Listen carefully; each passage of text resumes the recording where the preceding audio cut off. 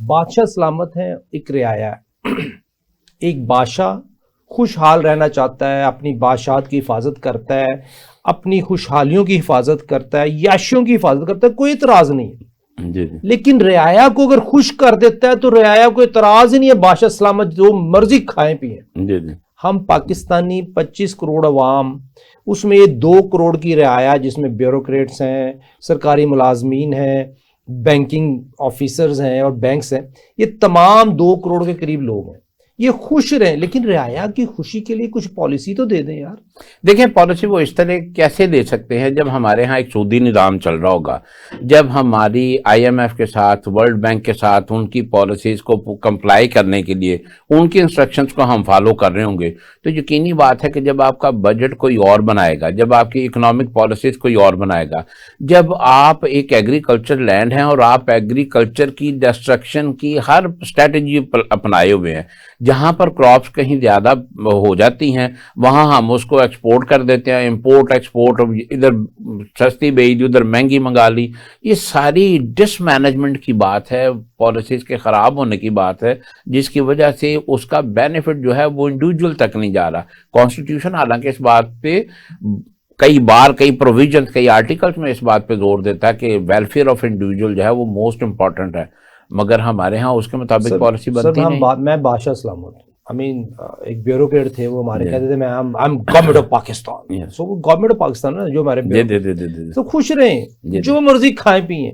सवाल मेरा वही है कि रियाया को खुशहाली के लिए कोई पॉलिसियां दे दें।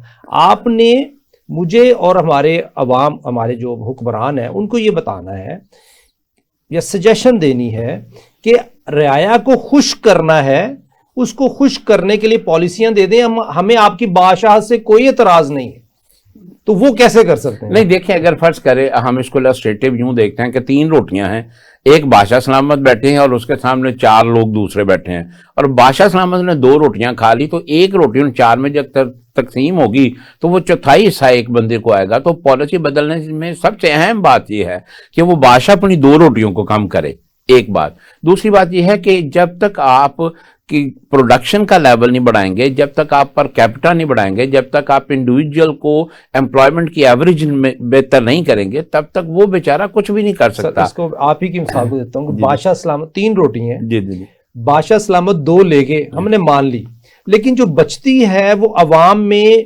बराबर बट जाए, लेकिन जो बादशाह सलामत के चेले हैं वो जो बची हुई है वो भी ले जाते हैं। सर उसमें एक और वजह है ना, क्योंकि बादशाह सलामत को वो 2 रोटियां खाने के लिए ऐसी पॉलिसी बनानी पड़ती है जो इनजस्टिफाइड हो, तो वो इनजस्टिस जब होगा तो अल्लाह ताला इसीलिए तो कुरान बात में कहते हैं ना, एदलु होवा करबुल तकवा, कि आप अदल कायम करें, उसके साथ जो है ना वो तकवे के करीब है। हमारे यहाँ हमेशा इंसाफ की बात की जाती है, अदल की बात नहीं की जाती। सर इस वक्त देखें जो बॉर्डर बंद हुआ है जी, उसकी वजह से किसान को बहुत नुकसान हुआ है। हमारा कोई एक सरकारी मुलाजिम, कोई एक मिनिस्टर, उसने इस बात पे कोई स्टेटमेंट नहीं दी कि जो अफगानिस्तान का बॉर्डर बंद होने की वजह से हमारा आलू खराब हुआ, ऑरेंज खराब हो रहे हैं, और जो हमारी एक्सपोर्ट वहां जाती थी, हालांकि एक्सपोर्ट पोटेंशियल बहुत बड़ा है, लेकिन फिर भी हम कुछ भी नहीं कर पा रहे। कोई उस किसान के लिए कोई पॉलिसी नहीं दी गई। सर वो एक कहावत है ना कि एक बादशाह ने किसी को सलाए मौत दी और उसके लिए फंदा बनवा लिया। जब वो फंदा उसको लेके आया तो फंदा उसको पूरा नहीं था, उसने कहा चलो जिसके गले में पूरा आता है उसको हैंग कर दो। तो यहाँ यही बात हो रही है कि जो अपने बेनिफिट में चीज आ जाती है उसको वो ले लेते हैं, फंदा किसी के गले में डाल के तो उसको हैंग कर देते हैं। हमेशा जब तक आपकी एक लॉन्ग टर्म पॉलिसीज नहीं बनेंगी किसी भी फील्ड में, वो इकोनॉमी हो, वो ट्रेड हो, वो बिजनेस हो, तब तक कभी भी आप उसको कामयाबी के साथ चला नहीं सकते। और हमारे यहाँ हमेशा ये होता है कि एक चीज़ आती है उसको देख के फैसला किया जाता है कि अब हम क्या करें, हालांकि गवर्नमेंट का काम है कि वो पहले पॉलिसी बनाए कि हमारी कौन सी क्रॉप्स किस तरह चल रही है, कौन सी इंडस्ट्री किस तरह चल रही है, किसको कितने टर्म का बेनिफिट देना है, ताकि जो एग्रीकल्चरिस्ट है और जो इंडस्ट्रियलिस्ट है या जो इन्वेस्टर है उसको पता हो कि मैंने कितने साल में कितना प्रॉफिट निकालना है और उसको किस तरह चलना है। तो पॉलिसी का इस्तेहकाम होगा तो ये चीज आगे बढ़ेगी। सर पॉलिसी का इस्तेहकाम क्या है कि जी हमने, हमारे दोस्तों ने कि 6-8 साल लड़ाई की गवर्नमेंट ऑफ पाकिस्तान के साथ इस बात पे कि अफगानिस्तान और ईरान, इधर जो इंपोर्ट एक्सपोर्ट है वो डॉक्यूमेंट नहीं हो पा रही प्रॉपरली क्योंकि पॉलिसी क्लैरिफिकेशन नहीं है। एसआरओ आ गया, एसआरओ में लिख दिया गया कि बार्टर ट्रेड की इजाजत है। अब बार्टर ट्रेड के साथ ही कर दिया गया कि जी subject to approval of bank. अब बैंक ने अप्रूवल देनी कोई नहीं। बार्टर ट्रेड के ऊपर कौन सी वैल्यू, कितने की हमने एक्सपोर्ट की, कितने की इंपोर्ट की। और दूसरा ये लिख दिया कि जो कोल इंपोर्ट कर रहा है वो राइस एक्सपोर्ट करेगा। अब टेक्सटाइल फैक्ट्री है, वो कहती है मैंने कोल इंपोर्ट करना है अफगानिस्तान से, ये मैंने इंपोर्ट करके मैंने राइस एक्सपोर्ट करूं, मैं राइस कहां से खरीदूं, मेरा राइस बिजनेस नहीं है मेरा। बिल्कुल ऐसे ही है। तो हमारी जो पॉलिसी दे देगी इनकंसिस्टेंट दे देगी ताकि हम अपने ही चंद फुट दूसरी तरफ मुल्क के हमसाया मुल्क के साथ, अफगानिस्तान के साथ, ईरान के साथ तजारत ना कर सकें। बेसिकली ये हमारा हिटमैन इकोनॉमिस्ट रूल है कि हमने पाकिस्तान को तरक्की नहीं करने देनी। यही हमें नजर आ रहा है एज ए आम पाकिस्तानी, मुझे यही नजर आ रहा है कि हमें ये काम नहीं करने देना चाहते। जी वही ना जी, ना नौमन तेल होगा ना राधा नाचेगी। शराइत ऐसी बना दी कि जो इम्प्लीमेंट नहीं हो सकती, जो प्रैक्टिकल नहीं हो सकती। तो गवर्नमेंट का तो हमेशा काम ही होना चाहिए कि वो अपनी ग्राउंड रियलिटीज के साथ अपने रूट लेवल पे जाके, ग्रास रूट लेवल पे जाके वो पॉलिसी बनाए। जब हम ये नहीं समझते कि हमारी इस वक्त की पोजीशन क्या है, हमारी आने वाली साल में हमारी कौन कौन सी क्रॉप्स कैसी हैं और कौन कौन सी प्रोडक्शन हो रही है, तो उस वक्त पॉलिसी इसी तरह बनेंगी। और शॉर्ट टर्म पॉलिसी जो होती है वो शायद मौके पर तो कुछ बेनिफिट दे मगर लॉन्ग टर्म में जाके वो फेलियर कॉज कर देती है और वो लॉस में चली जाती है। मैं ये देखता हूँ कि फील्ड मार्शल साहब जब आए SIFC में, उन्होंने ही वर्क लाइक हेडलेस चिकन। उसको इधर जा रहे हैं उधर जा रहे हैं, भागने, किसी तरीके से मुआशी जंग पे कंट्रोल किया जाए। अल्लाह ने दूसरी जंग में फतह दी लास्ट ईयर इंडिया के खिलाफ। तो अब एक बड़ी अच्छी अपॉर्चुनिटी है हमारे पास। अभी पीस डील में गए हैं जिसमें अमेरिकन ताल्लुकात बहुत अच्छे हो गए, लेकिन चाइनीज ताल्लुकात थोड़े से डगमगा रहे हैं। इंडिया बड़ा खुश है। इंडिया ने यूरोप के साथ एक FTA साइन कर लिया। इस पूरे सिनेरियो में जो इंटरनेशनल एक प्रेशर आ रहा है, पाकिस्तान एक ऐसी अपॉर्चुनिटी भी निकल रही है कि पाकिस्तान को ऐसी पॉलिसी देनी चाहिए जो अमेरिका भी खुश है पाकिस्तान से, चाइना को खुश करने के लिए एक ऐसी पॉलिसी क्रिएट करें कि हम ये जो नेबरिंग कंट्रीज है हमारा, अफगानिस्तान, ईरान और बाकी अजरबैजान, उज्बेकिस्तान, इधर चाइना, इनके साथ हमारा ट्रेड वॉल्यूम बढ़ जाए।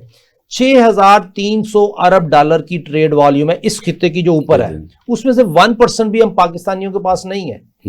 तो लोकेशन हमारी एग्जैक्टली दुनिया की आइडियल तरीन लोकेशन है कि हमारे पास 4 मौसम है, समुंदर है, चाइना है, अफगानिस्तान, हर तरफ। लेकिन मेरा जो दोस्त बैठा हुआ है जो हुकूमत पाकिस्तान आपने आपको कहता है, वो कहता है कि मैंने वो काम करना है जो उसको समझ आ जाए।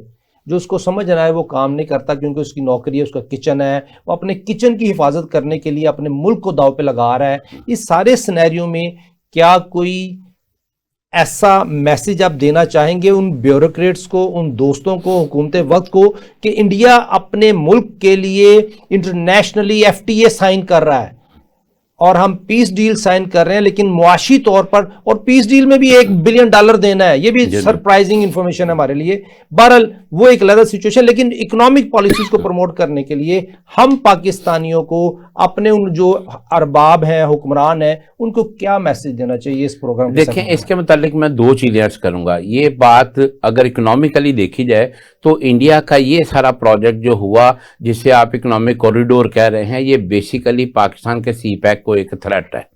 दूसरी बात यह है कि अगर हम इसको वर्ल्ड वाइड पॉलिटिक्स में देखें तो ये बेसिकली सऊदी अरब के अगेंस्ट इसराइल, अमेरिका, इंडिया, ये एक ऐसी लाइन बन रही है कि जो वॉरफेयर के लिए उनको बेनिफिशियल होगी और इससे खुदा न खास्ता मक्का, मदीना या सऊदी अरब को एक थ्रेट जाता है।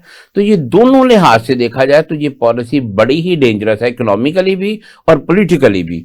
तो हमें इन 2 फेज को समझते हुए ऐसी पॉलिसी बनानी चाहिए कि हमारा CPEC भी कामयाब रहे, चूंकि CPEC हमारे स्पाइनल कॉर्ड है इस वक्त इकोनॉमी का, और दूसरी तरफ हमें जो हरमैन शरीफैन जो है वो हमारे लिए हर चीज से मुकद्दम है। और उन्होंने ये जो ट्राई का ये गेम बनाई है कि उसको किसी तरह कवर कर दिया जाए, ये बहुत डेंजरस है। हमें इन दोनों फेज को कंसिडर करना होगा, इसके ऊपर एक बाकायदा पॉलिसी बनानी पड़ेगी जिसमें हम ये दोनों चीजों को प्रोटेक्ट कर सकें।